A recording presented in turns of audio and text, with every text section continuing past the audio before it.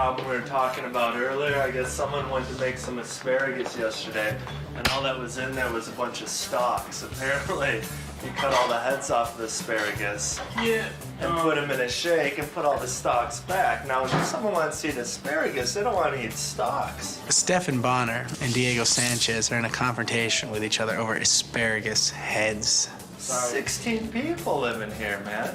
Your next shake's gonna be purely stalks to even this out. Well, no more asparagus heads I in your really shakes. didn't even know what asparagus really is, and It's made that my piss green stink. vegetable It made my that piss makes your stink. piss stink. So Made you my know what piss it stink, is. and it made me, I ain't gonna do it again, so you don't gotta worry about it, alright? Yeah, I have been known to provoke him. That's the only way to bring it to his attention. No more playing stupid. You know what asparagus is. I do know what asparagus is now. He's like, you gotta listen to me, and I'm like, you know, I'm not listening, and I was like, you gonna make me listen, you know, what's up? Shut up. I ain't listening to you. Well, you better start, man. You gonna make me? You gonna make me listen to you? Looks like I might have to. Do something about it, man. Do something about it. George Rush St. Peter.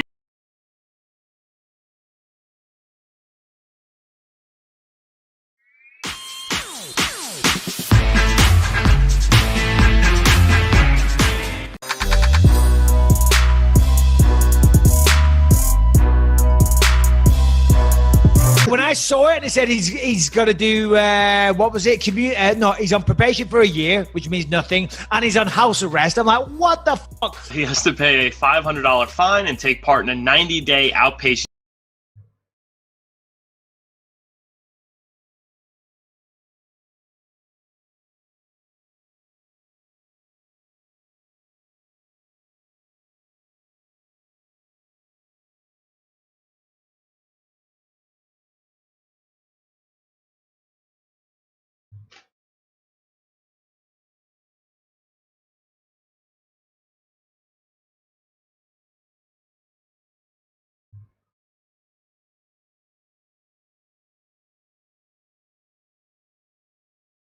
treatment program.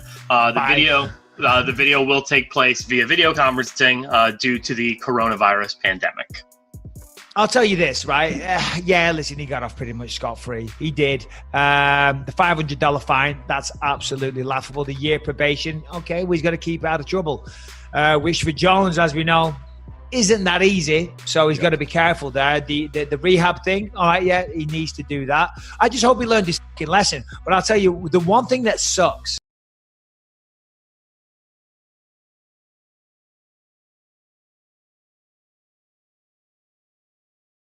oh my gosh, it's cold! I can't believe I'm gonna go outside. Oh, I gotta talk about Zillow, oh my gosh.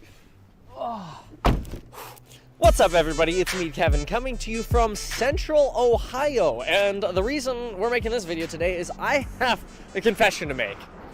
Well, maybe it's not really my confession. It's a confession that Zillow should be making. Oh, and quick note, make sure to check out my real estate investing course with private live streams, linked down below. There's also a course for real estate agents with private live streams, San Francisco Crash Course event this Saturday, November 16th, and a course for property management and personal finance. Check it out down below. I believe that companies like Zillow, with their instant offer programs, Redfin Now, and companies like Open Door are doing two things. And they're two things that you should know about because they're things that would make you a lot of money to know. In case you don't know, these companies make money by buying real estate and simplifying the real estate buying process by basically offering a certain amount of money in cash for any kind of property, any condition, and they'll buy it within 7 days and you're done. You're on. No realtors, no open houses, none of that.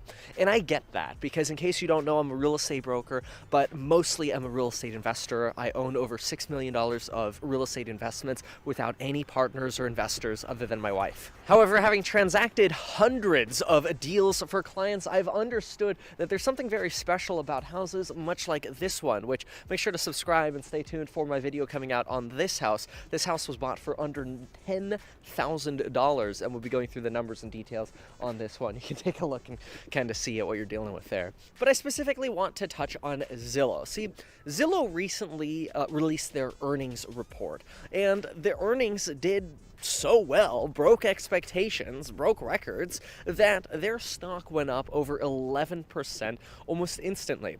And remember, the point of this video is to tell you about these two problems that comes out of this. Before we really hit that problem though, let's understand this. From a stock market point of view, Zillow could be an interesting play. Mostly, it could be an interesting play because they are going to turn Zillow Offers into an extremely profitable business. Now, according to their last financial report, Zillow Offers isn't that profitable yet. It's not necessarily because the properties are selling for a loss. It appears to be, going through their financial report and just giving you the bottom lines, that they're spending a lot of time and money on infrastructure and really advertising and getting the word out on the existence of this instant offers program. So I understand that. But Zillow wouldn't be doing this if they didn't have a long-run game plan to make a lot of money from this. And we already know, based on the deals they're getting, that there is a lot of money to be made. In fact, the Wall Street Journal has been researching Zillow pretty dramatically lately, and there have been a lot of articles out about Zillow and these sort of iBuyer programs. In case you don't know, iBuyer programs are programs where basically companies come in and they use algorithms and technology to make offers on real estate, and then they buy those deals cash quickly done, much like I described for this Zillow Instant Offers program. So we know they're using algorithms, we know they're using technology, we know they're going into these cheap houses, we know they're breaking and beating records, they're breaking expectations in the stock market. A lot of things are going very, very well for Zillow right now, which explains why we have competition from Redfin, why we have competition from Opendoor, and why it seems like every week there is a new iBuyer program. But what are those two big problems that you should be fully aware of that I need to get out before I freeze? Because it might not look cold, but the feels like temperature is 14, and I am not dressed for 14. Oh, I should have put my gloves on. Oh, wait, do I have gloves? Oh, I have gloves. Okay, problem number one, you've probably heard me talk about before, but problem number two, if you stay for the rest of the video, could potentially change your life. And I'm not talking about like some lame seminar crap that you should go to and spend 40 grand learning how to wholesale houses and flip houses using other people's money. No, that's not what we're talking about at all. The second part of this could make you a lot of money in the long run, especially if you take advantage of this. But let's address the first problem. The first problem with all of these iBuyer programs is companies are coming in and they're looking at houses that are, hi, how's it going? I'm cold. Okay, you know it's bad when a local person from Ohio looks at you after you say, I'm cold, and they say, I bet. All right, so problem number one with the iBuyer program is this. There is so much resentment and distrust for the typical realtor and typical real estate sales that a lot of sellers won't even consider talking to real estate agents anymore. This is a problem, and the easiest way for me to explain this is by giving you an example. I looked at a house that it was a client of mine. They were ready to take a $430,000 iBuyer offer. That is, they would have gotten $430,000 for their property. They would have paid some fees to Zillow, Opendoor, Redfin. I'm not going to say specifically which one it was. They would have probably walked away with somewhere around $420,000 in 7 days. I went to them and I said, okay, I know you want to sell the property as is. We can make that happen. I know you don't want open houses, and I know time is important for you. I have a question. If I could put this property on the market and we could make you an additional $50,000, it just meant rather than getting your money in 7 days, you got your money in 30 days. Would you consider trying that option out? If it doesn't work, sell it to the iBuyer. No surprise, she says, yeah, of course, I'll take an extra 50 grand for 3 weeks, but how is that possible? Don't you have to like stage the house and fix it up, and the roof is broken, and the furnace has problems, the stove doesn't light? How are we gonna possibly sell the house on the market with all of these defects? And I ended up saying, don't worry about it. I'll take care of it. I'm a real estate broker. I provide more value is what I always tell my clients. I solve these problems. We put the property on the market for $479,000. And within 3 days, this is in Ventura, California, within 3 days, we had 7 offers. And we ended up selecting an offer for $505,000. The buyer was getting a loan, by the way, and when the appraiser said this is a problem, the stove doesn't work, guess what I did as a broker who's, yes, I'm getting paid, I'm taking a fee on this deal, even though the seller is now netting, net, almost $70,000 more than her sale would have net her to this iBuyer program. And the appraiser says, well, the stove doesn't work, we can't do the loan. What do I do as the broker? I put in a new stove. And then I invoice the escrow and I get reimbursed. So now all of a sudden what happened? The iBuyer program lost out, but they really just lost out a lot of profit that they would have taken from an ordinary seller that in a similar stress-free way was able to sell it on the market in its as-is condition. By the way, she didn't even have to wait 30 days if she didn't want to. She could have waited 7 days and just taken one of the cash offers that we had for $460,000 or $470,000 and would have still net $30,000 more without open houses, without all of the headaches that are usually associated with real estate sales. So now all of a sudden you start thinking like, wow, wait a minute. These iBuyer programs are really probably ripping off sellers dramatically in terms of how much they're underpaying sellers to buy their real estate. Oh my gosh. Awesome. It's like a javelin.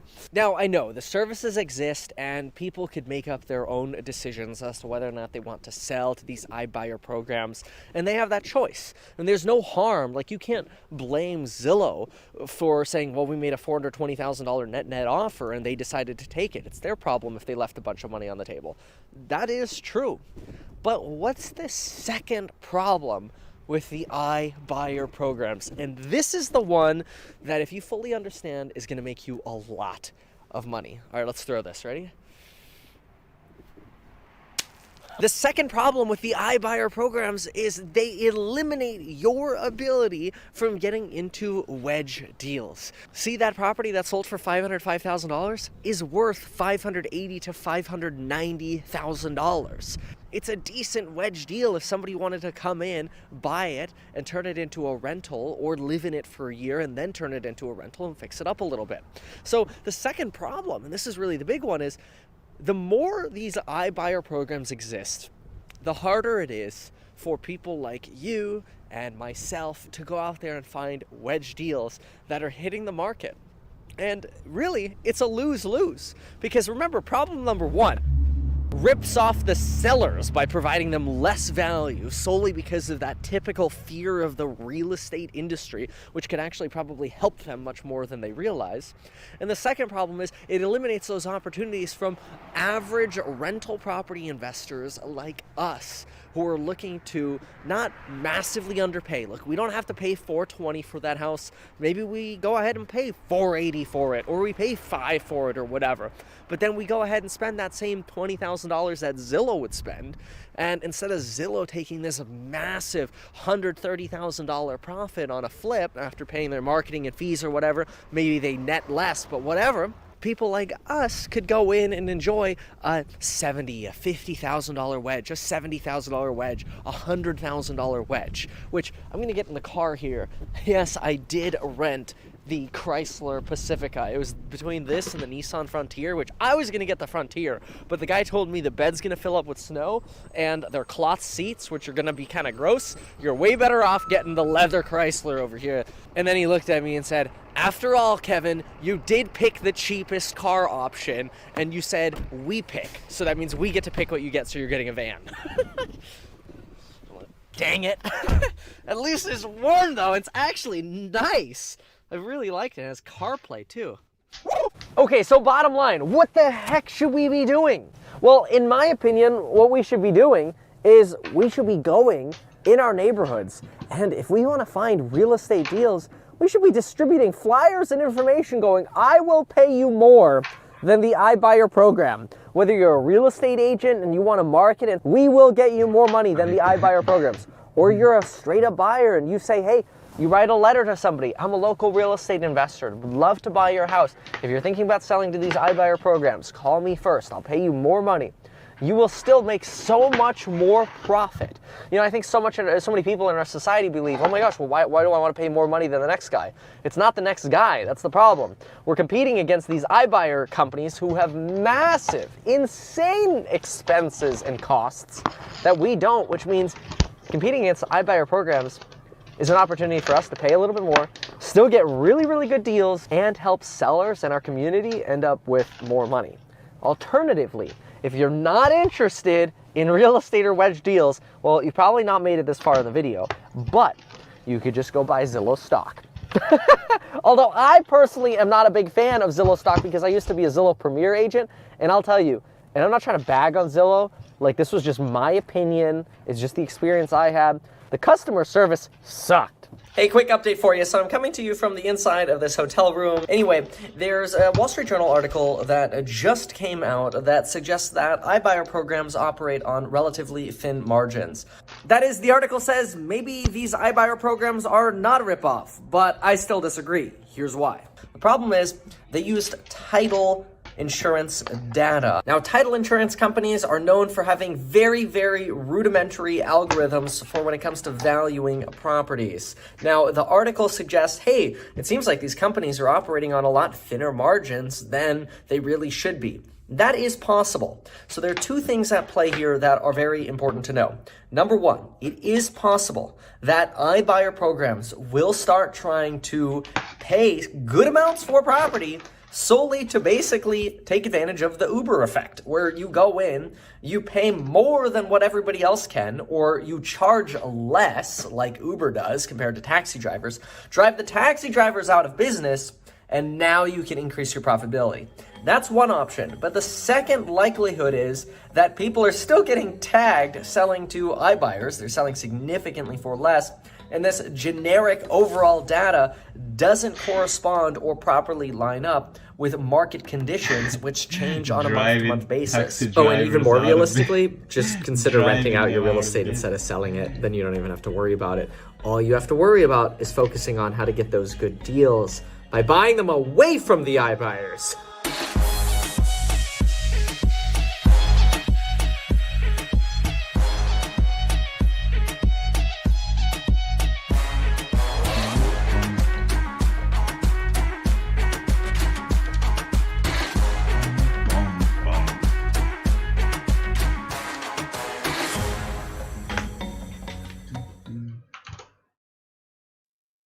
What's up, y'all? I'm a 27-year-old real estate broker and a previous licensed contract to make. Don't even realize the difference either. How do I know that? Well, one of the ways I know.